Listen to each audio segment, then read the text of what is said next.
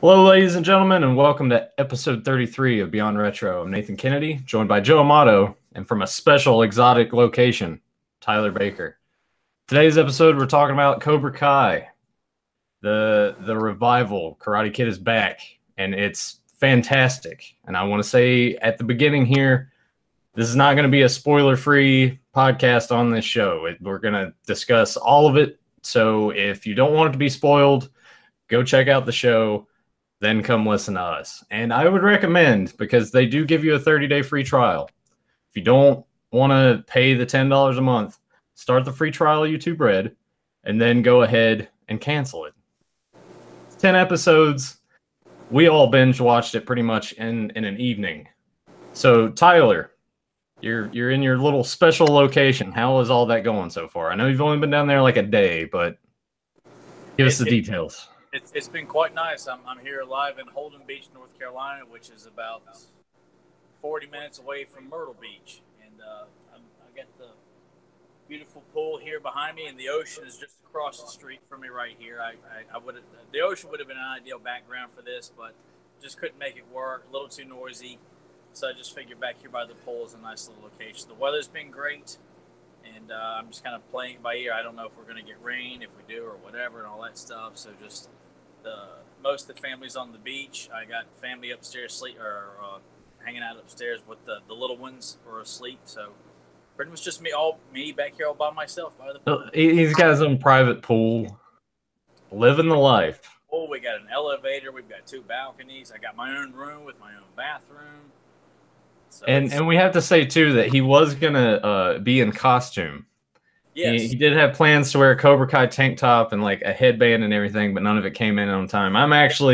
This shirt is old as shit, so it is falling apart, and I need a new one. And I was gonna have some of the Coors Banquet beers, but I drank last night, and I woke up today, and I was kind of looking like Johnny Lawrence there at the beginning. He's just laying on the floor and or on his bed rather, and just like oh God. So Joe, how are you doing? I'm fantastic. Just trying to hold back my excitement about this episode. I'm sure we're going to be probably saying things that we've already heard as to how everybody has described this new series, but we'll get to that in just a bit. But no, I'm doing good. Like I said, I've just been hyped up, ready for this episode because as you know, I'm not a binge watcher. But when I'm kind of under the gun of maybe having to pay something, then I will become a binge watcher. So I definitely had to. But I'll admit, even if I did, like let's say I was paying for the whole service and the whole 30 days and kept YouTube Red, I think I still might have binge watched this. I couldn't help it. It's just I kept wanting to go on to the next one and next one. Because, it's like you felt like you were just involved in a movie more as a TV series. It just felt like a very extended movie just in parts, if you know what I mean. Yeah, I feel like, honestly, if you're going to bring back properties now, go this way. Have a little TV miniseries. That way you're not relegated to condensing it down to 90 minutes. And I'm still amazed because I rewatched the first 4 episodes last night again. Like I think I've watched the series 2.5 times already. It still amazes me. Yeah, you're right. It's not being like nostalgic or nothing. I can honestly say, beyond me loving Stranger Things, this is probably the best TV series, whatever you want to call it, series that I've seen in years. Everything they hit, they did it right. Yes, it has some nostalgia for fans who love the original Karate Kid, but also a lot of new stuff, twists, turns.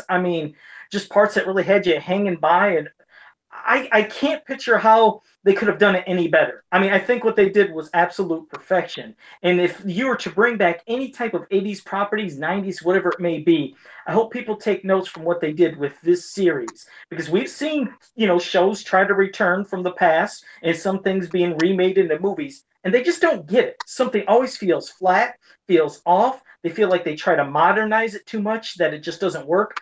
But what they did with this was the absolute perfect balance, no pun intended, with parts in the show, but it's the perfect balance that I've ever seen in a series in years. Hey, you're absolutely correct. Like, I think it's funny too, Tyler. You probably did a little research on this, and I thought it was quite amusing that this is the creative team behind Harold and Kumar. When I found that out, I kind of felt like, oh my god, really? Now, if you would have known that ahead of time, Yeah, I don't think I would have given it a chance because I'm not a fan of, drug humor. Half Baked was good, but not because of the pot humor. It was just there was a lot of good jokes in the movie that weren't pot related. I'm just not into drug induced humor. I just think it's cheap, lazy writing. And Harold and Kumar, no, I was forced to watch part of the first one, so no, I I would have probably given it a shot, but my expectations would have been like they're going to screw this up royally, and you would never know that these are the guys behind Harold and Kumar and Hot Tub Time Machine, because you feel like if you guys were this talented, why were you wasting your talents on those kind of comedies? And it's been a long time since I've watched something that's had such an impact on me after watching it, because I had to force myself to stop watching it when the show was dropped because it was getting late. I had to be up for work the next day, so I forced myself to leave the last 3 episodes to come home and watch the next day. And it was, what I got from this, it's what I'm lacking from current movies today, where I don't walk away out of the theater and I'm thinking about it over and over. And I'm going on the internet and doing research for it. I'm looking for the soundtrack.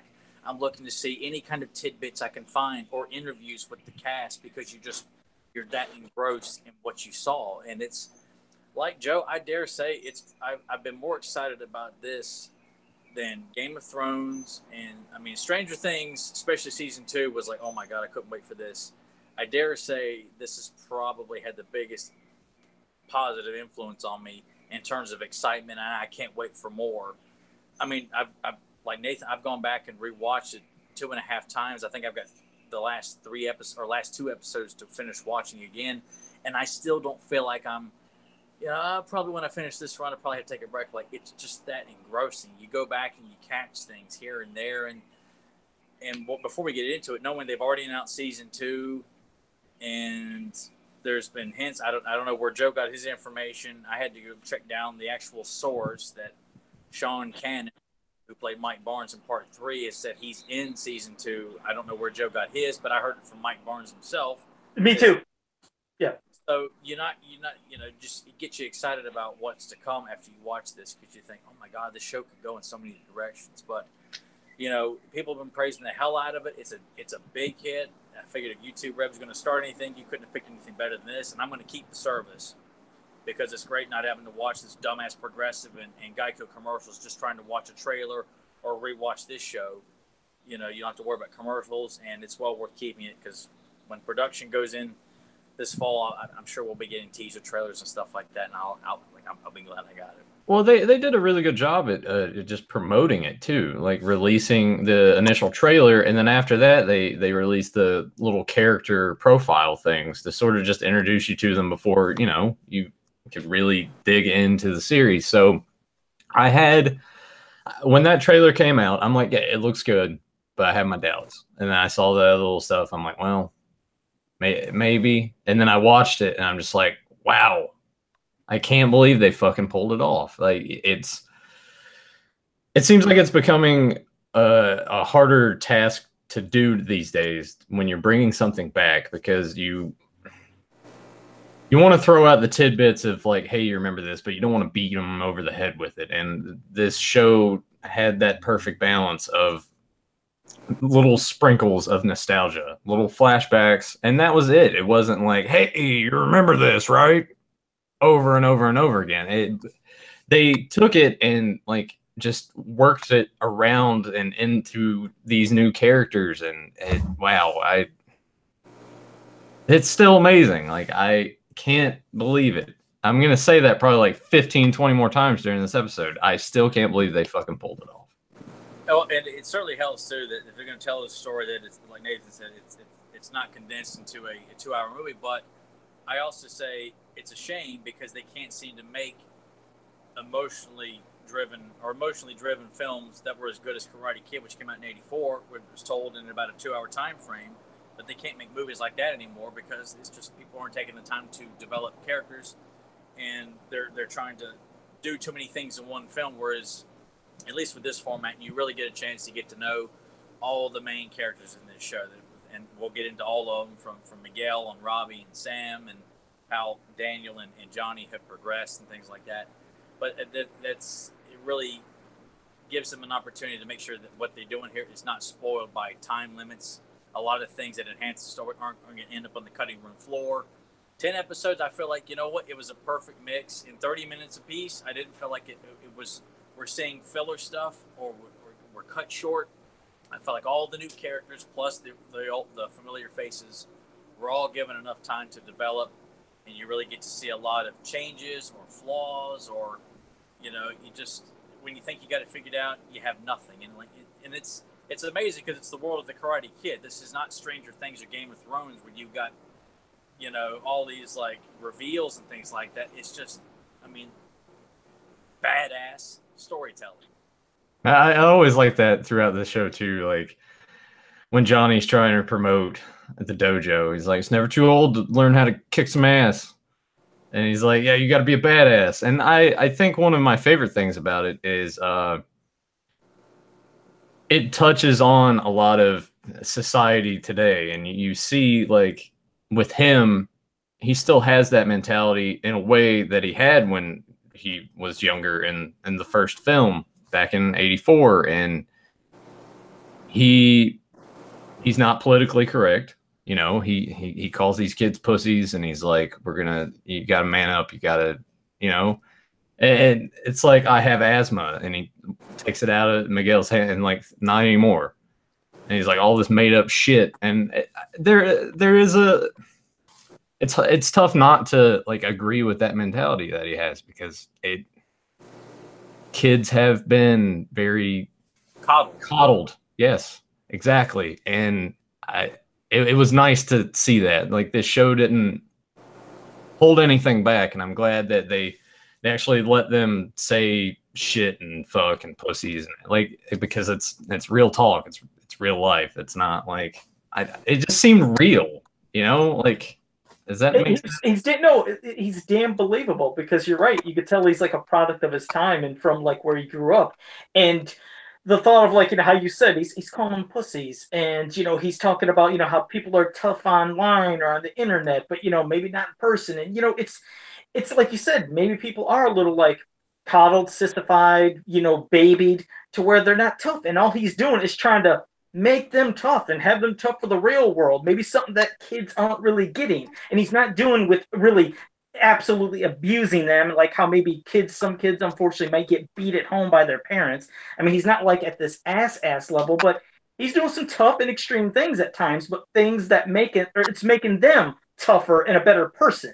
So I like that perspective that they showed, because even with you thinking, like you said, it's just what a redemption, just to show, like, you know, he's not really a bad guy. It's just shit happens, and then things might piss him off, and then it might make it seem like he's bad. They even show where it makes it look like Daniel's an asshole to him, like, man, Daniel, you're really the prick and the dick and the cocky one. It's a different role reversal, but then it still balances out. But it's like, I still don't think he's like Kreese. You know, he's still not that extreme and that hardcore where it's really going to whatever absolutely it takes to get it done. Sure, yeah. He says the no mercy thing, but he still has, you know, a stopping point, if you will. Yeah, and you see that at the end as well, you know, even though, and we'll get into it as well, but like, even though it's his son that's across, you know, being the opponent, like, you can still see it in his face, like, what have I done? Like, I've kind of created some monsters here. Yeah, because like, even hearing what Miguel said at one point, like, remember, Miguel says to him at the end, no mercy. You know, it was almost like flipping around, because like how Kreese said no mercy to him at the end.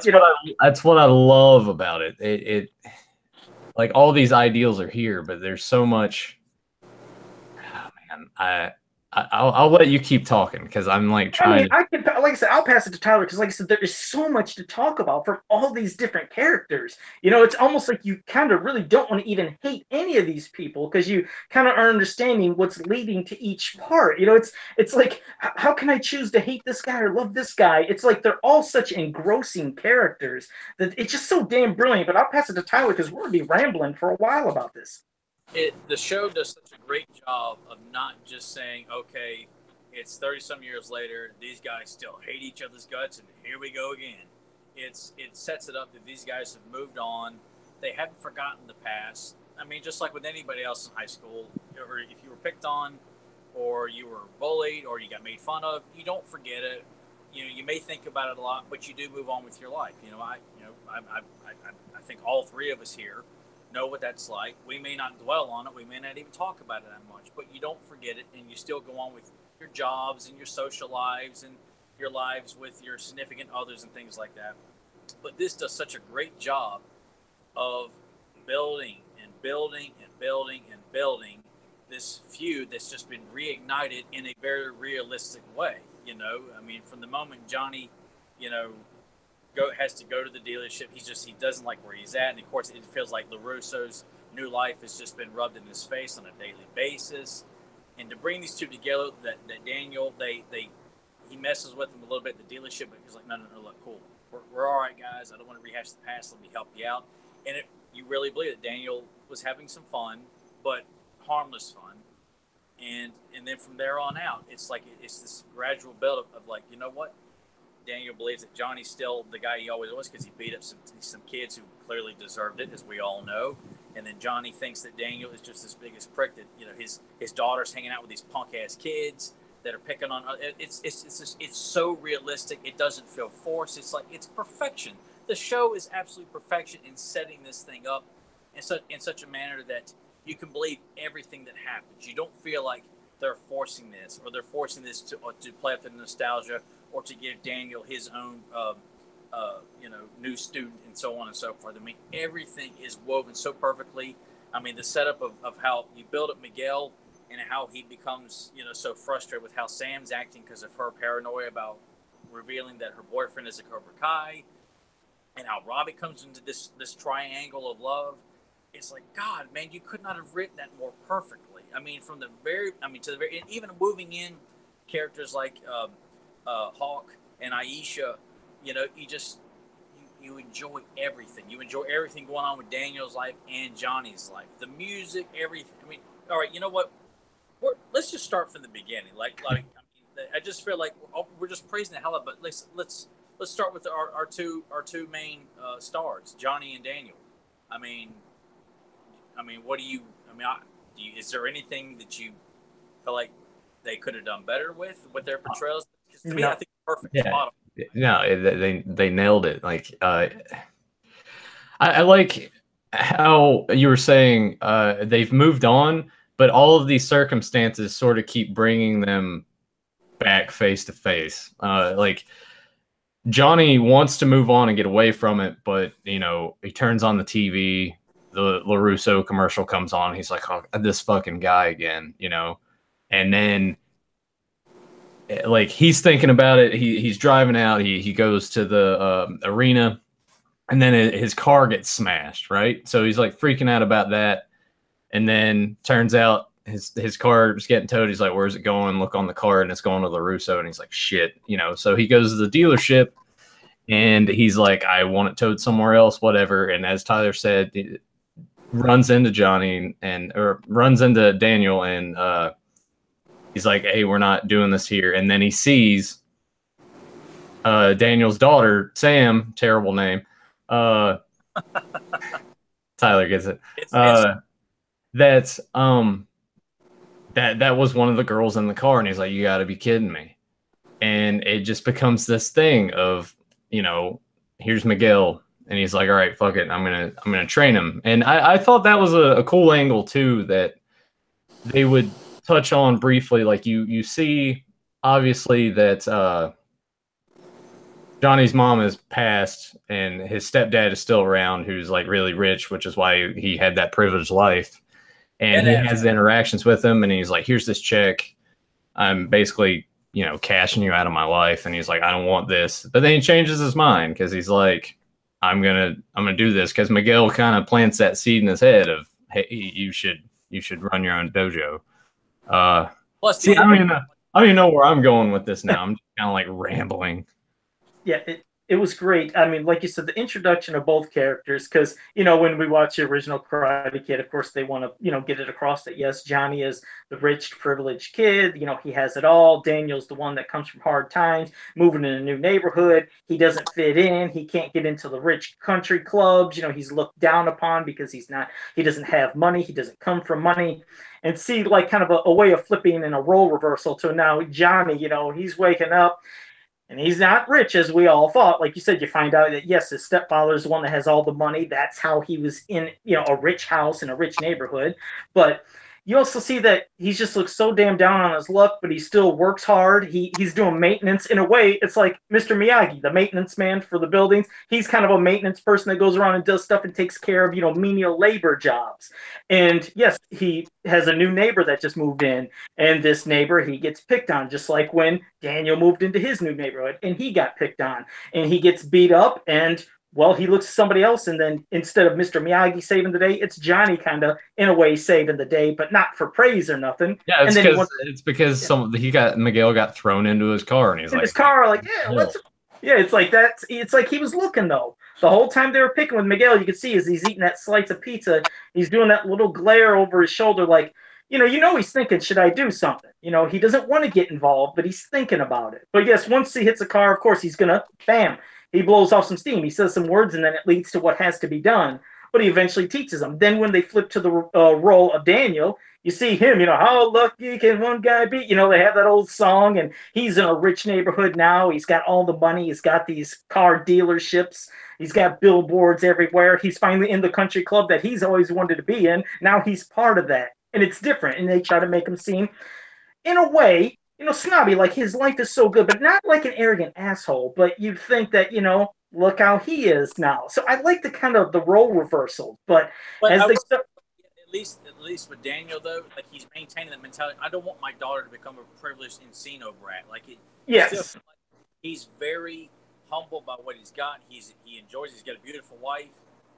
2 kids. One's a brat. One's really very studious and smart and just intelligent. Takes good care of herself.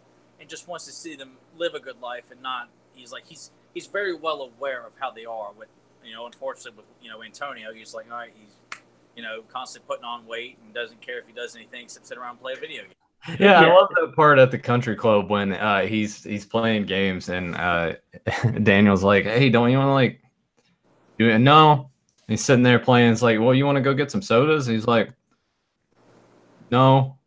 Because he didn't want to actually get up and physically do it. And I love that line when he's talking to his wife and he's like, I'm going to throw him in the goddamn pool. Yeah, like that. It's just cool to see Daniel still have that hot-headed mentality. Like it slowly starts coming out all because of Cobra Kai. And it's fun, too, that, his paranoia about it makes sense that, if you went through the events of the Daniel, you would never, ever forget that logo was absolute hell in your life for years. And that's all you associate with is that Cobra means trouble and just hell on earth for whoever it is that they decide to go after. So it all makes sense that he's constantly thinking the worst and just on, everything makes him nervous about where his daughter's, especially when Johnny, tells him, hey, be careful who your daughter hangs out with, just all that stuff. It's so perfect. It doesn't feel you're trying so hard to make all these lines connect. And you almost feel like, too, these teenage characters would have been so easy to screw up. But I'll be damned if, Miguel, to me, is like the shining star outside of, William and Ralph. The actor, Cholo, I forgot what his last name is, but he is the big breakout star of this series for me. I absolutely loved his innocence, his sincerity. He was such a likable character, that he wasn't like a character with a chip on his shoulder. He was just trying to mind his own business. And he's like, I'd like to have a pretty girl in my life and just wants to take care of himself. Like he's not, being a wimp about it. He's like, no, karate? Well, then teach me. So I don't have to deal with this shit anymore. Yeah, but when you see him at the end, it's just like, holy shit. Like he is like, it's all in him now. He's just like, all right. And he still has that innocence that he has early on, but you really see that aggressiveness start to just ooze out of him. That confidence now that he has. I'm curious to see what's going to happen with him in season 2. If it's going to become a thing where, like, Johnny's starting to realize, well, what have I done here? And Miguel's like have some tension and like break away or something. That's what added extra layers to Johnny is that, during the tournament, we're going to bounce all over the place when we're talking about these characters, but it makes sense though that it's Johnny's fault, because Johnny, unless he decides to tell him in season 2, look, your final opponent in the tournament was my son. And it just adds extra layers to Johnny that he never stops to tell Miguel, look, you don't have to take it too far. You're going up against my son in this. He keeps it secret and just keeps it, which just kind of feels like, God, can you imagine the emotional pain and frustration Johnny is going through? I mean, he says it on his face. Even when he kind of tells Miguel, look, we're not going to do it this way. And he's like, no mercy, just like you taught us. And he continues to work on Robbie's shoulder and Daniel, and it just works for Daniel to feel like, these guys will never, they will continue to be the Cobra Kai I always knew that they were, and I'm going to train you, and we're going to get more. It just carries on what you're seeing into the second season perfectly. Yeah, and it's the thing, like, Johnny doesn't want it to be that way, but like, that's how Daniel is seeing it still, like you said, and that's what I like about it. It's just that circumstance of, and you see that in that one episode when poor Johnny's car, man, like, it went through so much shit during this show. It eventually gets lit on fire, and so he needs a new car. LaRusso's like, well, just pick one you want, whatever. And then they end up going on a test drive, and there's a song that they're like, oh, you like this? And he's like, oh, well, who doesn't, kind of thing. And then they end up at a bar, and then they start drinking. And they're actually connecting. And then it reaches that pivotal moment where they go back to his house, and there's his son, and he's like, holy shit, like, you're training with my enemy. And it just starts all over again. Like, it's... Yeah. I think those are the moments that, yes, when the revelation, when you realize what's going on, like, okay, first, Daniel doesn't want to believe anything, probably what Johnny's saying. When first he's saying, you better, like, keep your family check, or watch out with your daughter, or, all this stuff. And then, like, when the mother finds out that the daughter was part and involved in this car accident and this wreck, and she was like, why didn't you say anything? Do you know the trouble that you've caused because of this? Because, if maybe that truth was let out from the beginning, it wouldn't have spiraled and snowballed into this disaster that you've seen. But they're all finding this out. Same thing with Daniel. He's probably not believing that his cousin, Louis, had anything to do with anything that happened. But then you did find out, he realized, oh shit, he did set the car on fire. We don't want him on this property no more. Where he works, he's not welcome. It's like Daniel's finding out a lot of these things. And unfortunately, they had that real bonding moment. But yeah, when they came at the end and bam, sees, his son right there. And then bam, he pushes Daniel, and oh shit, it just went back to trouble. You'd only hope that maybe, because you wonder, like I said, of course, we're still going to talk all more about season 1, but yeah, we'll do a little side rant about season 2 and thoughts about that, because you think, well, where can they go in season 2? Like, what could they do? Like, is it possible, let's say, that Johnny, when Kreese comes back, and let's say, God forbid, we have the other ones, we have Terry Silver, and we have Mike, we have, let's say they all come back, and they want the real ruthless Cobra Kai. But Johnny realizes this is something he doesn't want. Maybe there'd actually be, you never know, maybe there'd be some kind of like bonding, and again, a unity between him and Daniel, to maybe then working with, Miyagi-Do karate, maybe they bond together. Maybe somehow you'll see maybe Miguel and maybe Robbie, and then of course even Samantha, maybe they'll be representing, Miyagi-Do, and then you think, well, who the hell would come in for Cobra Kai? Like maybe Hawk. You see Hawk started losing his shit. He, I think, is starting to embrace Cobra Kai more than anybody. So maybe that's the thing. I think Kyler. What if Kyler even joined? Because you know how Kyler was looking at Daniel like he was scared shitless to be around him, almost like how Daniel in the Karate Kid was trying to avoid Johnny at all times. Like when he was starting to see Daniel, he didn't want to be around him. Maybe Kyler will then start getting trained by Cobra Kai, and he might be one of those bad guys for Cobra Kai. See, that's the thing that I'm thinking. I see it as Miguel will probably stick with Cobra Kai. Johnny's going to be like, this is getting too much, and like confides with Daniel and joins, because as we get to the end of that, like Daniel decides that he's gonna start accumulating some students. So I see Johnny defecting and going and joining up with Daniel, and I see Miguel staying. And I see Johnny hopefully bonding more with his son now and making that stronger as well. That's how I see season 2 going. It may just go in a complete different direction. Yeah. Tyler, what do you think is going to happen? I mean, obviously, with the reveal of John Kreese still being alive, which you almost feel like when Johnny says he's dead, he's just saying it so they'll forget what John Kreese ever did. So I about jumped out of my bed when I was watching it and saw John Kreese with the red lighting as if like the devil himself has returned to the halls of Cobra Kai. So I almost feel like you kind of feel like Terry Silver does have to return because these are the two guys who got Cobra Kai started, and here it is all over again. Someone is using their name and their dojo. It's popular again now. It's just been put back on the map. And why aren't we a part of this? Why aren't we in control of this? So it makes sense for Kreese to come back. And for Mike Barnes, who was promised 50% of all the new dojos in Karate Kid Part 3, who was screwed out of his financial deal, Cobra Kai is now back. And Terry Silver, someone's using his name. Like, you almost feel like the trio from the original Cobra Kai group has to return strictly on the idea that Johnny's using their name. Yeah, and because they were the ones that got them banned from the competition. It was those three names you mentioned. Yeah. Pay attention to detail and said that the events, and I think a lot of people forget that the events of 1, 2, and 3 all take place in the span of a year. So, and it was so cool to show that in '85, that's when Cobra Kai was banned from the All Valley tournament, and that they carry on that. And now that Cobra Kai is back and won their first tournament in over 30 years, all the old Cobras should come out of their snake holes and decide, you know what, we all want to get back in this. And I feel like with Miguel, he's still like when at the end he still wants to see Samantha, even though in his eyes he feels like Samantha was cheating on him and clearly is hiding it from him. So you feel like even though we as the audience know she's not cheating on him, she still cares a lot for him. But because of her insecurities about telling her father who she's dating, he believes she's cheating on him, and you don't want to see him go down that path of beating up on Robbie.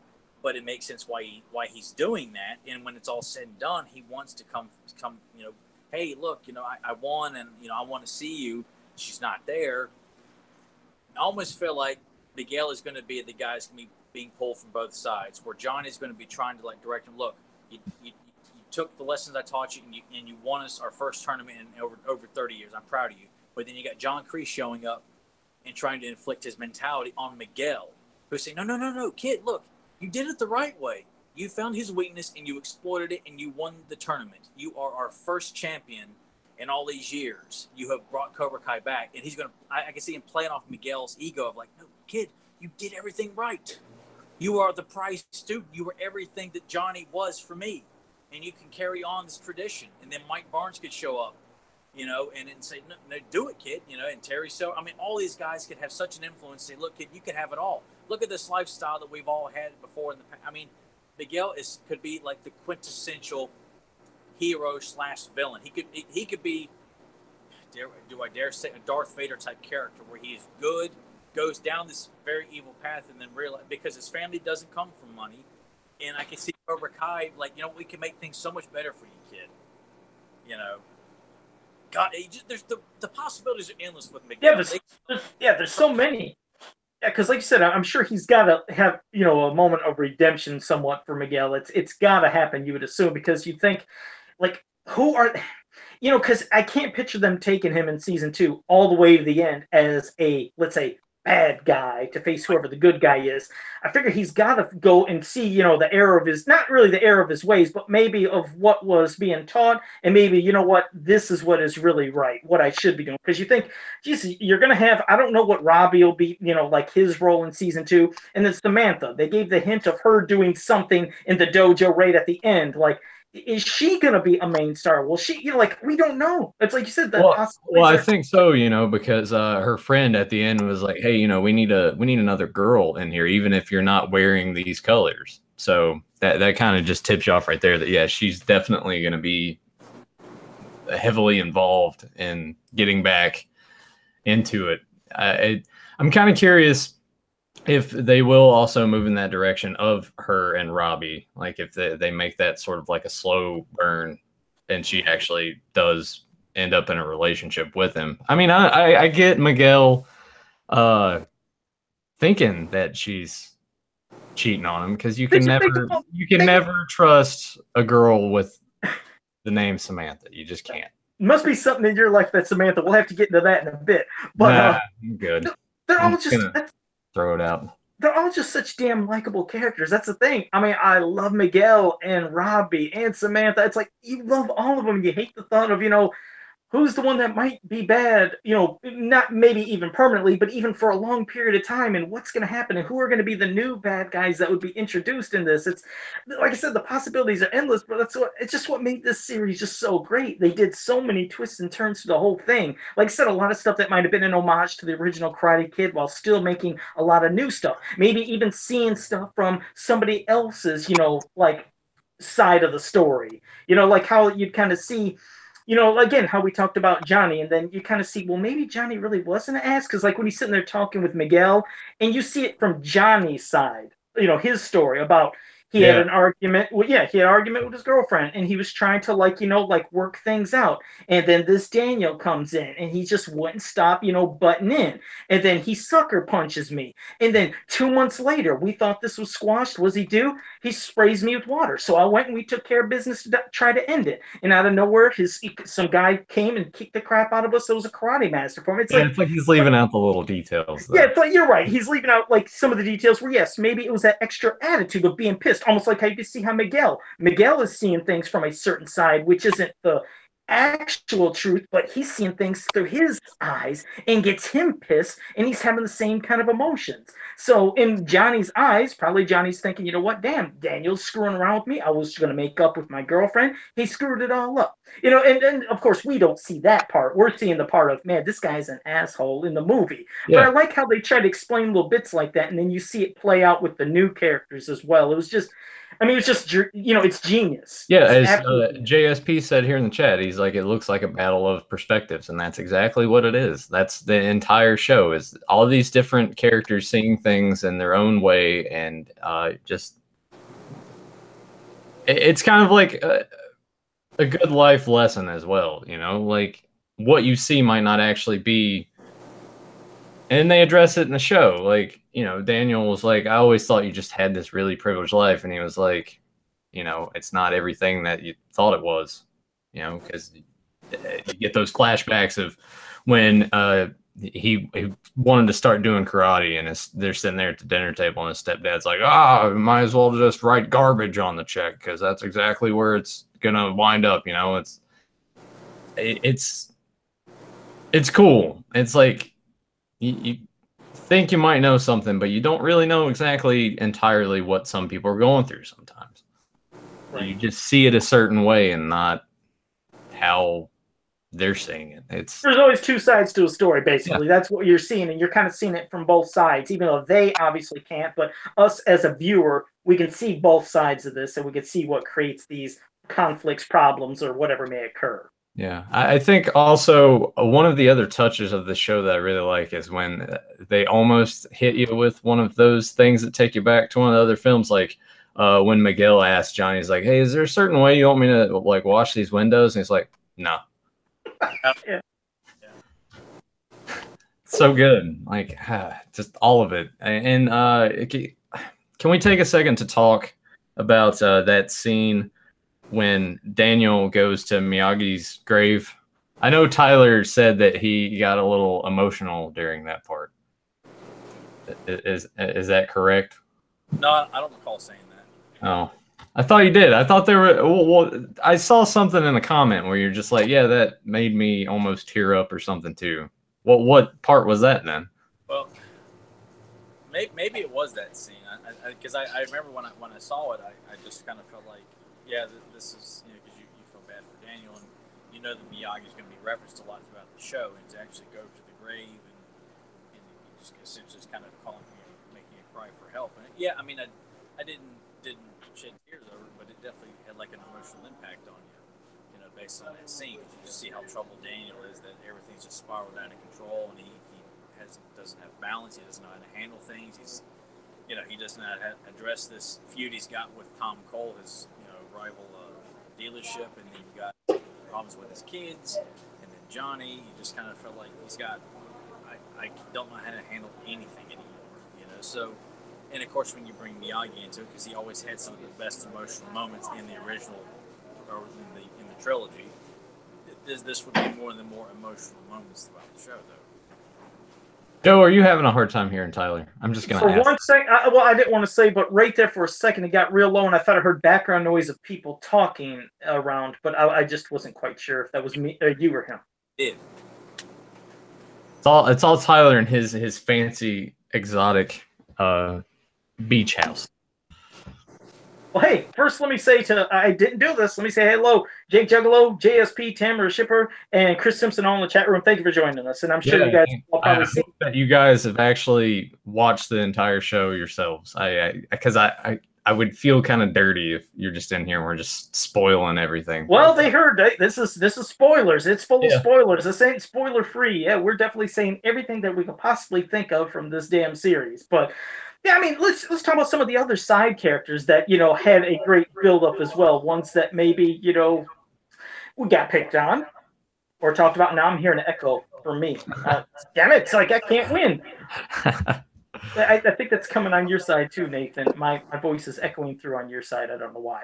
But if I turn it down any lower, I'm not going to be able to hear Tyler at all.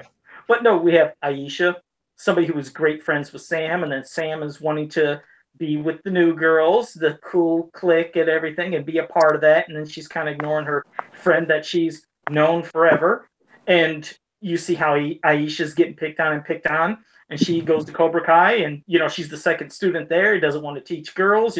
Girls can't be Cobra Kai, but eventually, yes, she becomes one, and she's a very tough student, and she gains confidence after being picked on, and then making like nasty viral videos of her, like eating Cheetos, and then making a pig face on her, and then the one where like she has her belt and she's breaking the board, and the one girl says, "I'm surprised you can fit that belt around you," and it leads to her like, Now she's like, okay, we're going to crash this party. Not only crash the party, they're going to be the ones that started. They have the party at the beach. And then Eli, who becomes Hawk, he's getting constantly picked on through the movie about his, his lip and, just being born, like with deformity. Yeah. And of course, I like that part too when Eli's there in the dojo and Johnny's just like, "What's wrong with your lip?" And he was just like, "Well, my lip was messed up." And he's like, "Can't you get surgery for that?" And he's like, "Well, I already did. This is the scar." And he's just like, "Oh." Yeah, and that's the thing. And you're right. It's like he won't let up. And it's not that, again, it's probably how Johnny's seen things where maybe sometimes people would pick on other people because he knows what it's like to be an outcast, as you will find out too. But he's not doing it to like make the kid cry. He's probably seeing, is this kid tough enough? Is he going to stick around or is he going to just leave? And he leaves, but then he comes back because he kind of took Johnny's advice and he flipped the script. And he comes back with this new attitude. Got the mohawk. He's got a tattoo, but he's got confidence. Yeah. And Johnny even he names him. He calls him Hawk. I was like, that's cool as shit. I mean, I felt so good for Eli that now he's Hawk. He's a new character. He's really taken it to another level again, as you see as the series progresses all the way to the end. He's got one bad attitude. But I loved it. But what were your thoughts on some of the, Tyler and Nathan, some of the other characters? Tyler, go ahead. Take it away. No, I think for me, it was more fun to watch the new Cobra Kai's even more so than the new, I guess you'd call them good guys, so to speak, even though Robbie starts off as like a very troubled kid who's into stealing and in the wrong crowd, but obviously he's just someone who's just dealing with all he's got right now, which is no mother, no father, and guys who want to take advantage of his skills of sneaking into different job locations, getting valuable stuff, and then they steal it and things like that. So he's not really a bad kid, but it just kind of feels like he got no sense of direction. And I enjoy all that, but I just found that, and of course I love all this stuff with Daniel on the show too. I mean, it felt fluid, like how they become friends and how Daniel takes him under his wing and starts, you know what, you want to stick around and train, and he just becomes infatuated and wanting to learn more. But the stuff with Hawk and Aisha, I just found that was very, very enjoyable. That you see, like they don't. It's what's good too is they wrote the bullying very logical. Like not that I'm saying you want to encourage it, but if you're going to show bullying, show the way that it's done in school. People are using social media to torment kids, and then you've always got some punk ass preppy kid in his sideshow group of some of the most goofy looking guys you can imagine, all deciding to gang up on one particular guy. We've all seen it in high school, middle school, and stuff like that. and they do such a good job of building up. All these kids are going to get their payback at some point, and this just that's one of the cool things about the show is that you want to see them succeed. You want to see them, come out on top. And even though Hawk takes it a bit too far, and then when Aisha loses in the tournament, she's frustrated because she didn't go any further. And anybody would be when you enter a competition and you lose. You're not happy. You're upset. You're frustrated with yourself that you lost, and she has no sportsmanship when the guy comes over to help her up. But you almost feel like she's not completely turned, whereas Hawk decides, what, the hell with this, and just, goes and injures Robbie. You feel like, okay. And I like that they didn't hold back with that. Like, even though Hawk's a very likable character, push the envelope. And I like that, what? You kind of felt like Robbie may win the tournament, but no, Miguel ends up winning. I'm glad they did not go the traditional route and have the good guys win. The bad guys, even though they're not bad guys, they win. And I like that. And that's what's so good about the 10 episode selection, is that you really give an opportunity for all the side characters to have, a lot of moments to shine, and you don't feel like you're bombarded with too many characters, too many side characters, or why are we devoting time to this guy or this girl? Like, everybody works. Even Louis, which is a reference to Uncle Louis, so you get the impression that it's Uncle Louis' son. Louis Probably. You just want to strangle the guy because the guy comes off like he's just trying to stick up for the LaRusso name, but he's a constant screw up. He's constantly setting Robbie up to fail, which was like, God, you just want to kill the guy. And then when he goes and hires those two bikers to destroy Johnny's car, there's no end to this madness. You almost feel like Daniel is trying to get out of this, but the side character of Louis is constantly pushing Daniel back into this fight that, Johnny doesn't want to do it, and neither does Daniel, because they tried to make... Even when Daniel and Johnny run into each other in that convenience store, and that look on Johnny's face says, like, I hate that we've gone down this road. He knows Daniel is... He almost feels like Daniel has seen the big dick on the billboard, which is a big part of the story.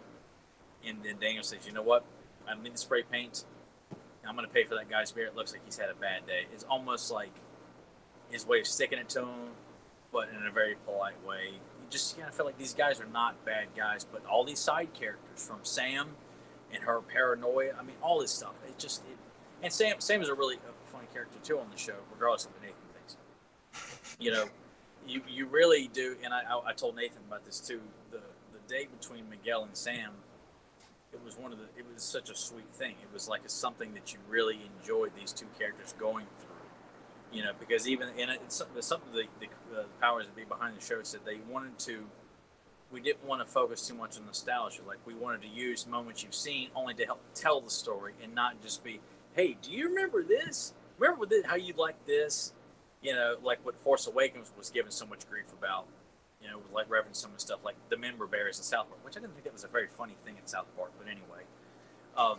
But I felt like, yeah, it all worked. That the whole going to golf and stuff, it was a very sweet scene to watch these kids go and have fun the way that Daniel and, oh my God. Ellie. Blank on this. Elizabeth Shue, Allie. God, man, I will never forgive myself. Joe was sitting there like telling you, he's like, Allie, and you're sitting there like, oh God, who is it?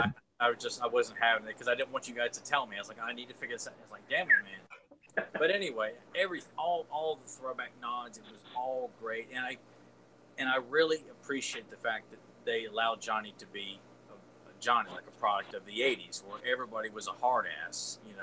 You didn't hold back on what you thought about that, and his mentality of saying, making fun of Lip, if you're going to worry about it, then how are you going to handle yourself in a fight when bullies can pick on you? You have to be willing to, like you said, flip the script, and all of whatever you are, you need to be badass about it. And it was just so to keep hammering that home that it doesn't look like or what you're into if you're badass about it. Exactly. It's all about confidence. Really. And that's the great thing about those side characters is I can honestly say it's whether you loved or hated them, they weren't forgettable, meaning like, okay, in the original Karate Kid movie, Allie and her two friends, I'll always say, I don't know what the hell their names were, but I know that they were just kind of annoying and forgettable, especially the blonde where, like, can't you take a hint? In the original Karate Kid, it's like, she's not even memorable. It's just like they're not characters you care to know. But in this one, like let's say those other two girls, you got Moon and Yasmin. You know, Yasmin she's a bitch. She's a real nasty bitch the whole time doing that. She looks like a fucking lizard, man. Well, I mean, that's her character. She's one. It's memorable, but you don't forget her to where you don't care. But you remember, and especially when she got ripped a new vagina, you know, by Aisha. She really, literally, which was a fantastic like they crashed that party. They're like, you know what, we're gonna go ahead. Like Tyler was saying, we're gonna have that party before they even get there. She gets there and she's like, oh, what the hell? And then she confronts Aisha, and then that's when it happens. She's like, I'm flipping the script. I'm not taking this shit anymore. Yeah, I loved it too. A great triumphant moment for her. Now she did something in public for everybody to see, like how they were doing to her, and you know, doing those viral videos. It was great. And hell, like when you think back when even Kyler was sitting there bullying Eli in the library and said something like, you know, like no girl's gonna ever kiss that lip or whatever. And bam, one of those hot girls, Moon. Moon's making out, and Moon sees like, hey, I apologized to Aisha, and you should too. She sees that, you know, what was going on in the bitchy ways. But that's what I mean. I love all these characters and side characters. They're all so damn memorable. That's what just was so genius about this whole show. It's like nobody's really forgettable, you know. I mean, like I said, in the original Karate Kid, a couple of them girls and some others maybe. I mean, like in any movie, but I don't know. I just think, like I said, everything they did about the series was fantastic. It has me latching on and wanting, God, what is going to happen? Like we said in season 2, it can't come soon enough, but I know we're going to have to wait till next year to get a season 2, which is, you know, always has me on just, you know, waiting and waiting. But well, I mean, what are you going to do with that when season 2 comes out? Because, you know, your trial's going to be done. There's not, I guess you could make another YouTube account. And by that time, maybe I'll have a little more money and I can afford a 1-month trial or 2 months, and I'll afford it then. I'm sure I can. I'll scrounge up. I'll do what I always tell Tyler. You know, save up a couple bucks here and there, and then if you can have that money by next year, you can afford it. Joe, so, like, you know, eat off the dollar menu at McDonald's. Or we have some like a Patreon account for Joe. Oh yeah, Joe. You got any tips this week on being thrifty? You know, I can't think of no more thrifty tips, at least not this week or this week. No, I couldn't think of anything. Or unless you want to make your own bread, you could just get some flour and then you can mix it up with water and then put some butter in a pan and you can have some fried bread. It's actually good. I eat that. I have fried bread. Just flour, water, butter, fry it up, and it's good. And you put a little. Go ahead. Everyone just needs to start hitting Joe up for some customs. No. Can you make me Hawk? There we go. We'll we'll get people to hit you up. Well, this got me so damn giddy. That's why I made that shirt, which 15 have sold so far. But I took Cobra Khan and I drew a face for him and put it onto the Cobra Kai logo, and then I re-outlined and widened up the Cobra, and I put Cobra Khan instead of Cobra Kai on a shirt, and I'm ordering one. So got a new shirt called Cobra Khan. It's cool as shit. Oh, there you go. You want to plug that website for the shirt designs you got? Oh, it's just TeePublic. You go to teepublic.com and type in Josephus, Joseephus, and it'll bring up all my designs, and that's where you can find the Cobra Khan shirt. You know what? I'll go ahead and put a link to it in the description. Oh, you really don't have to do that, but no, we're doing it. Well, let me see. Also, hello in the chat room. We got somebody new, Randy, the man behind the mask. Hey, well, good to see you, Randy. That's what I call myself on the other podcast, the man behind the mask. So, good to see you in the chat room. Can we talk a little more about Robbie? Like, go ahead. We've talked at great length now, just all of these side characters and all the arcs that they go throughout the show, but Robbie was cool just because, you know, he's Johnny's kid, and as Tyler touched on, like, his dad's not there. His mom is kind of like in and out. She's bringing random dudes home from the bar every night, you know. So he's just become this troubled kid, and I love the fact that once he kind of puts it together, he's like, I'm gonna do this just to spite my dad. But then he actually learns something from it, and he actually is like, holy shit, like, he kind of feels like he's got that father figure in his life, kind of like, you know, Daniel and Miyagi and the first set of films. Was there anything about his character at all that you thought should have been done differently, or is that perfect too? Go ahead, Tyler. No, I really felt like they did such a great job of getting him involved because you kind of feel like at this point that's the path he's going to go down. And I mean, obviously, I feel like whenever the series is wrapped up, however, I'm sure this is probably going to go on for at least 2 more seasons. I can't imagine they're going to wrap the story up into 2 seasons. I mean, I feel like it should be a trilogy itself. It should be 3 full seasons at least. But I feel like they did such a great job of putting Robbie down on that path. I kind of feel like the entire next season is going to be him, getting better and re-entering the tournament, and Daniel really kind of getting the son that he currently doesn't have. But then you kind of feel like at the end, Antonio's like, this karate stuff's actually not too bad. But I really don't want that to be the focus. I want it to be, because he even says at the end, this is the Miyagi-Do karate. We're going to need more students, almost as if like we're going to have a larger group entering that tournament too, to represent Miyagi. So you almost feel like it's going to be like Sam, Robbie, and then probably maybe them helping recruit, so to speak, in some kind of roundabout way. But I think Robbie's character arc was like Miguel's. It was perfection. Okay, Joe, is it perfect for you as well? Is there anything you would have? I guess I'll pose a question. Is there anything at all? Joe probably already said too. Is there anything that you would have done differently? I couldn't picture. I mean, like I said, I absolutely loved everything they did. It was the perfect mix of nostalgia with also keeping it current to what it is nowadays. Like, I don't think like there was too much focus, even though yes, we seen his son Anthony sitting there playing the games. Yes, we seen the viral videos, but it just didn't seem like it was, focusing too much on modern nonsense, but it was a way of like just bringing the past and the present together for a perfect series. It's, because sometimes, like we said, when they remake, whether it's a TV series or a movie, it seems like they focus on so much other things that it just takes it out of the element. And I don't mean just to go ahead and make things just like the past. I'm not saying, oh, have this movie be like it's in the 80s. No, I just moments and things that can make a movie or TV series engrossing and can keep your attention. I just feel like sometimes they miss the point of things. Like when we talk about remakes, like when I mean, hell, and this is not even have anything to do with, Earth, but like, Conan, or like even that Total Recall in certain movies they did. It's like, what did you guys do? It's like you completely just changed everything, especially with like Total Recall. And a lot of them, it's like you just went in so many different directions. It's why do you even call it that movie? So at least with the Karate Kid, it feels like, yes, I understand that this takes place and it's these characters and now it's their children and it's still them. I don't see anything that was done wrong at all with it. I think it was just a perfect mix. I just loved every little background story and twist that it had. That's why I said there's so much that's involved that yes, you could watch this 2, 3, 4 times. I don't know how many times you could watch a series, but it seems like you might even pick up something different every time you watch it. But it's fun to keep watching. I don't know. It's like just a great movie. It's a very extended movie in pieces, if you will. Just a good long movie, in my opinion. Joe, are you planning on watching it again before the trial?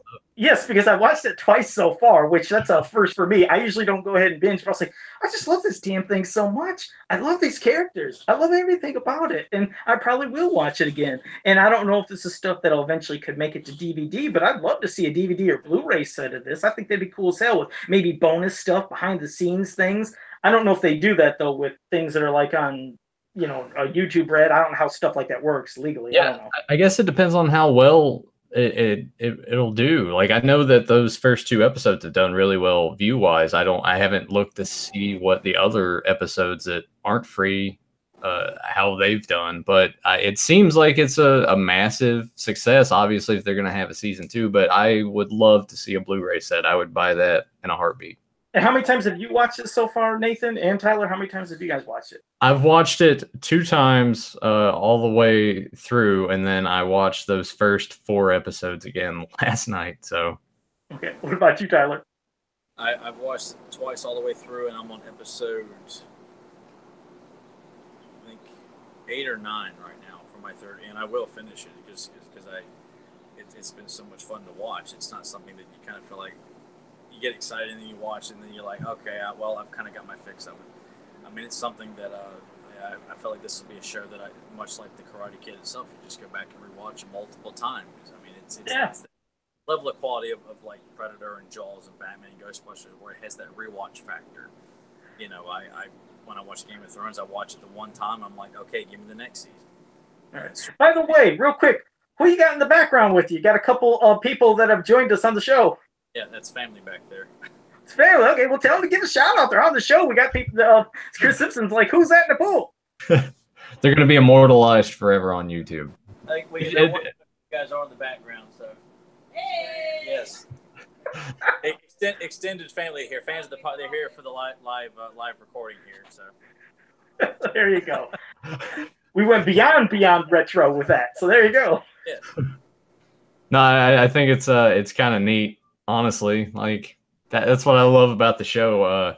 Tyler, and yesterday's episode, we got towards the end, and those VHS tapes showed up, and the dogs went crazy because the mailman got on the porch. I'm like, and it was right when we were at the end where I'm talking about, you know, liking and subscribing and everything. And I was like, Joe, you're going to have to take over for a second. And I like muted the mic, and I'm like sitting there while Joe's like talking. I'm like, I think we're okay now. Oh, geez. That always what makes it great. But, oh, geez. Well, go ahead. I don't know, Nathan, anything else you want to say? Because, I mean, I think we've said almost everything that could be said. I'm sure we missed parts because, like I said, there could probably be a whole nother show just dedicated to this. There's probably so many things I'm sure we could still touch on, but I don't know what else to say what hasn't been said already. It's if you haven't seen this, I mean, you need to, but obviously I'm assuming anybody that's in the chat room live with us, I'm sure you see most of it, except JSP said he didn't see all of it, but you guys do yourself a service and definitely see Cobra Kai. So those who are on Podbean or catching us on a rerun, got to see this damn series. It's the best series I have seen in years, and I just can't wait for the next season. Yeah, I hope that the momentum keeps up. I hope that there's not anything in season 2 that I'm just like, man, yeah, that's definitely not as good as season 1, you know, because that I think that's going to be my main concern going forward when they do season 2 is it still going to have all of these great things that made this perfect? Are they going to try to tinker with it too much and fuck it up, you know? Right. One last thing, I mean, that I guess I didn't say, I mean, but can be said is the acting is really great. It doesn't feel like it's off or flat. Like, you know, sometimes you might see something on TV and you see there's a level of what they might call TV acting or movie acting. I think the acting from everybody was fantastic in this. Nobody felt fake. It didn't feel phony. It didn't feel like they could have delivered their lines any better. I think that they did fantastic for their acting, everybody. So yeah. I just had to totally agree with that. Like I like it on Aisha and Eli's face there at the beginning. Like they don't even have to say anything, and you just see that. Like that was really well done. I love the part when Aisha's like looking across the lunchroom and sees Samantha, terrible name, and okay, wait, now hold on. You can't not address this. Okay, we're gonna sidetrack like we always do. You have mentioned this Samantha name at least 10 times so far of not liking it. So now you have to say it. Why? Oh, I mean, come on, Joe. Put it together. We want to hear it though. I already know. I know what you're. Oh, I'm sure you had an ex that probably gave you horrible shit that you couldn't stand, but you're gonna have to speak of it. Say something about this Samantha. Maybe not her whole name, but what is it about this Samantha that drove you so damn nuts? All right, we'll do a little real talk segment. I'm looking at Tyler down there. He's like, "Oh God." It's real talk. Hit it. Go on. Real talk. Samantha was a girl that I dated for a little over 4 years. The funny thing is it spawned out of another relationship that I had that was like 5 years. So you're looking at like so much time spent dating. Anyway, it was one of those things of, you know, Tyler touched on, we've talked about this before, but when Tyler and I first became friends, like I was very boisterous, outlandish, and sometimes I was like a dick to not only him, but my other friends, you know, like I would find something and I would just kind of like run it into the ground. And it, like, I look back on all that now, I'm just like, shit. So I was still kind of that way when I was dating her, like just a real jerk. And there's a few stories that Tyler's got because he was there. And yeah, like, you almost sound like you almost sound like Johnny at a point. You were a dick, a dork. You didn't mean to be. That you kind of had some redemption. I think that's why I resonated so much with his character, and I liked the way that his story. Like I could see little bits of myself and I'm just like, he was that way because reasons and whatever. But I was kind of seeing the error of my ways, and towards the end of that relationship, I was kind of fully like, all right, yeah. And then out of nowhere, she's just like, oh, I'm not gonna do this anymore. And it was just like devastating. Because you're in a relationship for a long time. I'm sure plenty of people have gone through this. You kind of lose that sense of who you were, or who you are, because you kind of attach yourself into this other person, their world, whatever. So that was just a shitty time. So I just kind of like, Tyler and I joked about it. If we ever like that name came up, I'd just like terrible name, and it was just perfect for the show because I'm like, I know that name is going to come up constantly, so I can just do that. Definitely damn relatable, and like you said, it almost a connection with your character and the way you are with Johnny. So it's strange, but it's kind of cool either way. All right. Well, now we know the whole Samantha thing because I had to come out. We only heard the name so many times. So thank you for sharing that with us. I was surprised you go into that much detail about it. I just, it's one of those things that Nathan just doesn't talk about the whole lot. And, I mean, it is what it is. Like, I've moved on from it, but it's I don't know. We all have those parts in our lives, right? Where it's just like they're just really shitty, and half the time it's probably because of a girl. Real talk with Nathan. There you go. You had your moment, man. There it is. Where do you go from there? Where's what direction do we take this show in now? I guess just kind of wrapping it up. How are we going to Yeah. I think it's probably a good time to say, all right, let's wrap it up here. Yeah, Tyler's ready to go hop in the pool and go back to the. Well, yeah, Tyler, what are your plans for the rest of your trip? Not only today, but because you're going to be there for the rest of the week. Yeah.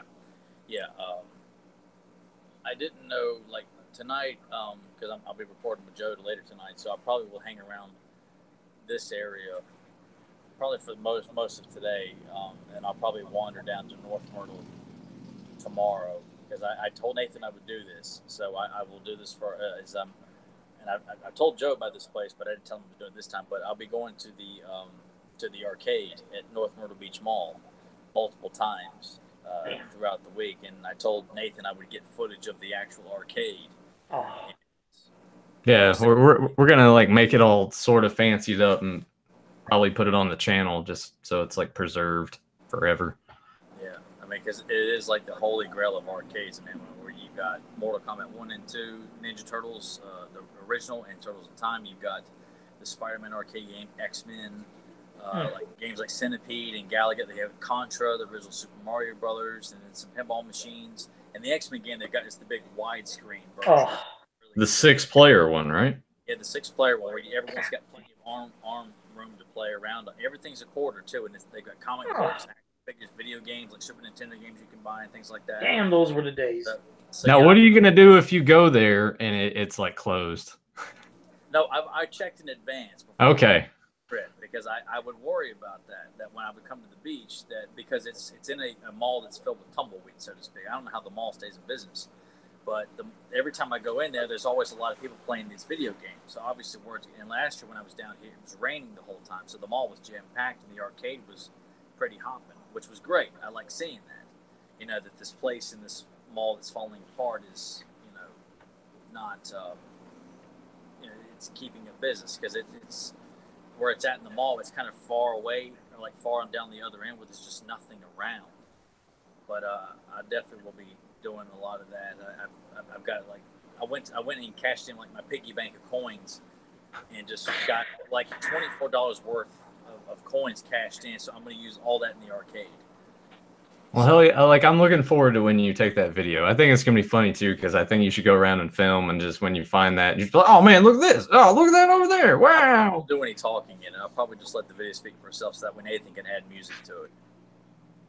You just try to make it like a little length. Don't go in there like 20 seconds. Just, oh yeah, all right, I'm done. No, I'll focus like on each game. Good. Yeah, there you go. Just like go slow, have it kind of like show the game a little bit, move on to the next one. I'm really looking forward to it because it's going to be nice to just hear all those sounds again too. Yeah, Yeah, and it's just and I have to show all the cabinet art and everything like that that's on those games, and hopefully all of them. I mean, the last couple of years, all the games have been working. The first year I went in there, the Spider-Man game was shut down. They hadn't, it wasn't working at the moment. But the last couple of years, everything's been working. Now I know Chris Simpson is probably gonna ask about this, but your workout routine, how is that gonna change while you're down there? I drove down to Myrtle Beach, was about 46 minutes from where we're at, which was actually quite a pretty quick drive this morning. I mean, it wasn't that long at all. There's a gym close by, but they didn't open until later on. I'm like, I wanted to go and get my workout in early so I could get back. So that's what I'll be doing, is I'll be just making the drive to North Myrtle early in the morning, go work out, and then come back. And that way I've got all the time to hang out in the pool or go over to the beach and do whatever. So the workout routine doesn't change. So it's a nice little hole-in-the-wall gym that I like to frequent when I come down to the beach. So next week when he comes on the show, he's probably going to be like really depressed because he's not at the beach anymore. Well, that's how I always am when I come back from the beach. You come back to reality, and there's no more ocean and stuff like that. So it's quite nice. It's a little paradise down here. One game they probably don't have down there, and I wish they would be Raztan. I remember playing that in the arcade, and it seemed like that was one of the arcade games that it felt like had this like really pumping surround sound that you were just engrossed in it, because Raztan was my version of playing He-Man in the arcade, a barbarian warrior with a sword. So if you see Raztan, you definitely got to get some footage of that. Maybe get up close, see if you can hear the sound. Yeah, I'll get footage of everything when I go. Like I said, if I don't go tonight, I'll be definitely going tomorrow evening, because when I go, I'm going to spend quite a lot of time in the arcade, because last year I went twice, tried to play as much as I could, and I went back the second day because it was raining, and I made sure I beat Spider-Man. I just sat there and just played for 45 minutes and beat the entire game. So this time I'm probably going to go and beat X-Men. I'll probably beat Spider-Man again, play Turtles in Time. It was so cool because last year when I went, there was just a total stranger, a guy looked like he's probably my age, playing Turtles in Time. I'm like, hey man, you mind if I join in? I was like, yeah, dude. And I told him, I said, we both got killed because playing the arcade version is a lot harder than playing Super Nintendo. And it was so cool in the arcade. You would team up with a total stranger, and you feel like it's like superheroes. Like you just kind of bump into each other, and you got to team up, and you got to fight all the bad guys. It was one of the cool things about playing in an arcade, is that you and a total stranger would like become buddies temporarily, because you're trying to beat WrestleFest or The Simpsons or Mortal Kombat. One game I didn't like playing in the arcade was when they had Contra put into the arcade and somebody joined you, because I hated that one level. You'd always have that one dipshit that would try to like go to the top when you're going up the levels, and if you don't go up far enough, you're dead. And I always had to wait for people, but I figured if I got behind, it's like, you wait, and they kept going, it's like, wait, those fucking people's like, oh god, why did this person join in? I could see Joe sitting there just like, what are you doing? Come on, here's all these tips. You got to keep up. Exactly. No, like I said, if I didn't want to take the lead, I'd sometimes let others do stuff, but I figured they had common sense, and they do. I was like, oh, Jesus. So I never wanted to play Contra with anybody in the arcade. It's like, you guys stay away while I just keep playing this myself. But Tyler, make sure you take hand sanitizer, because people are gross. Oh, I know I will. I keep it with me at all times anyway. So take Clorox wipes and just wipe off the joystick. I have like a big packet of Clorox hanging out of my Have tight gloves. Have some real tight gloves that you wear while you play the game. I mean, I gotta have good texture so I can hit those buttons really fast when I'm trying to punch and kick and all that stuff. So I'll just deal with the germs when I'm done playing. And just wipe the snot off to the side if anybody was just sneezing there. Not like kids playing. Like occasionally you'll see like kids in there playing with like their dad, but for the most part it's like adults playing all those games. Because most of the kids, as long as you don't see that one ass, like you go to the bathroom and you see a guy take a crap or a piss, and he walks out of the bathroom, doesn't wash his hands, and then suddenly he's right there on the game that you wanted to play. It's, oh god, now I got a shit. If that happens, it's like if he, I don't think it'll be a problem if he does it to the Spider-Man or the X-Men game, because I've got multiple like joysticks you can put a quarter in and play on. But if it was like Mortal Kombat or Contra, I'm like, okay, great, I'm not playing that game now. That's right. Fingers. Oh shit! So, man, well, I hope you continue to have a great time. It's awesome, man. So you keep having a. Yeah. Like I said, as soon as I get the video, I'll send it to Nathan, and Nathan can upload it. Maybe play like the music when Indiana Jones like recovers the Holy Grail and like heals his father. Like that's the kind of music we need to play when I'm like watching. So I can get some copyright strikes on the channel. Well, just put in like a couple of techno rhythms in there or something like that. I think I already have one of those generic free songs in mind that would sound pretty good. Okay. for it. Yeah, give it some sort of 80s vibe or something like that if you can. I'll try. I'll see what I can do. But I look forward to getting that video from you. And like Joe said, I hope that you have a good time. I mean, there is a video of it Relax. on YouTube already, like someone of like them advertising it, but I'll take one. I just really Yeah, fuck that video. yeah. We're gonna make a better one. I'll take a brand new one. Yeah, But yeah, like Joe said, have a good time, relax, all that good shit. Thank you. Go find you a hot chick on the beach. All right. Well, it's Just pretty don't inadvertently cause an issue, and then there's a fight, and you're Daniel, the other person's like Johnny. It's like, oh shit, this is how the movie started. What? Say that one more time, Joe. No, I said just make sure if you do meet a hot girl, you don't inadvertently have it cause an issue like with Johnny and Daniel, like at the beginning of Karate Kid and shit, and it's like, oh man, how did this all happen? Johnny and his dirt bike gang come down to the beach and like, you know what? I think I'm more than capable of like, all right, you want? Let's do this. All right. All right, man. Well, Nathan. I don't like confrontation either, but I'll be damned if I'm going to back down from a Cobra Kai fight on the beach. And all right. I know Joe's about to like wrap me up and get me into the little spiel, but does anyone have any final thoughts before I go into it? No, I did my final thoughts already. Tyler, anything else you would like to add on Cobra Kai? It's definitely the best thing I've seen in a long time. I mean, that's the kind of stuff that I'll always go back and rewatch. It's the stuff that has like an impact or influence on you when you're done watching it. So. And I told Nathan, I said, when I get that Cobra Kai tank top, I got me a Cobra Kai headband too, so I'll probably wear that on the podcast frequently. It's just honoring, the Karate Kid and Cobra Kai and just celebrating the show in general. So whereas Joe wears the mask all the time, I'll probably be wearing like a black headband and the Cobra Kai tank top pretty frequently. Now I got to come up with a gimmick. Yeah. I don't know what it would be. Like just do the Samantha terrible name thing over and over again. What's that, Tyler? Get your shirt that says Sam sucks.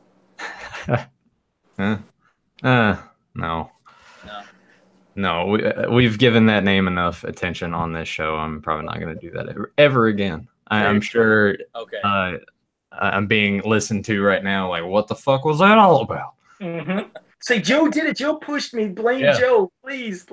It's all my fault if you can hear me. Perspectives. Exactly. It's all my fault. So go ahead, Nathan, wrap us up and make sure you try to tell people we got to get to 40 subscribers at least. We're at 39. Somebody hit that damn subscribe button at the bottom. Let's get us to 40 if you're not a subscriber already. And then he's going to tell you all the other stuff you got to do. Yeah, make sure also when you hit that subscribe button that you hit that bell that's beside of it as well. That way when we go live, you get a notification to let you know that, hey, show's going on. Make sure you click in the description below because we'll have the audio version from Podbean when that's posted. I'll put that in there. I'll also put the link for the audio archive. So if you don't want to go back and watch all the videos on the channel, give that a click and download all the other episodes, put it on your iPod, run on the beach like Tyler's going to do later, like in the Rocky films. Yeah, and like this video and share this video too. Yeah. Share it on Facebook. We got the Facebook page in the link as well. So go ahead and give that page a like because Tyler's always adding stuff to that, changing the cover photo, putting the link to the show, adding the Podbean link on there as well. Email us, beyondretro84@gmail.com. If you have any, if you don't feel like commenting, you're not confident enough to comment on the video, go ahead and send us an email. If there's something you want us to cover, if you have any feedback, if you don't like the tank top Tyler's wearing today, if you think he needs to get bigger, let us know. Yeah, it's like, you need to cut some weight, or you know what, you get small, like how Mr. Perfect used to, rib guys back in the 80s by going up and telling Warlord, are you sick? Something wrong with you? You look awfully small. And then Warlord goes and puts more steroids in his ass. Yeah, it's a great story. Joe, was there anything I left out? Nope. I think you did it all this time. You hit everything. You covered everything from the emails to the Facebook to the like, subscribe, ringing the bell, and all that stuff, and sharing. I think you did every bit of it. So we can always do what we always say and thank every single person in the chat room for joining us. I hope you enjoyed this episode as well, and I hope you're here next week for us too. And we haven't figured out that topic yet, but you know what? It always usually comes to us quick. And if you ever have suggestions, just like Nathan says, go ahead and let us know. Like, hey, you want us to talk about this, that, whatever? You let us know. Yeah, and then we'll just be like, nah, we ain't doing that. Like, oh yeah, you want us to talk about that movie? Okay, we ain't talking about that shit. Yeah, exactly. It's going to have to be a topic that's going to lift Tyler's spirits because he's probably going to be down next weekend. When are you coming back? Are you leaving on Saturday and then you'll be back, or?